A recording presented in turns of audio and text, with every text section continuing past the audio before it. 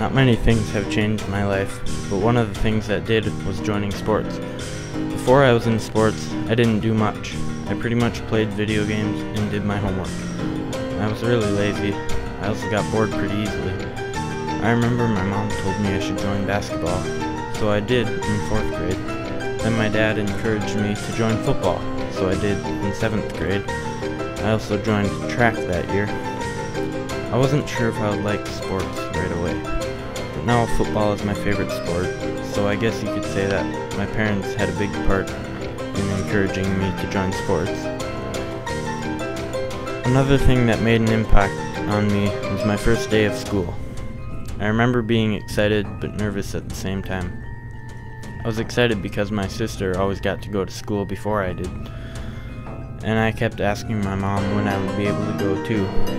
I was always one of the quietest people in my class. Being quiet keeps me out of trouble though.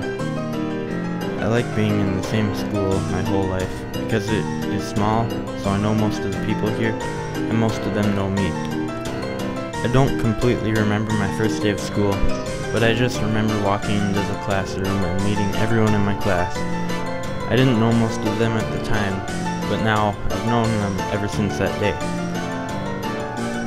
One of the more upsetting things that I experienced was when my mom had me and my sister move to a new house, and we left my dad back in the old house.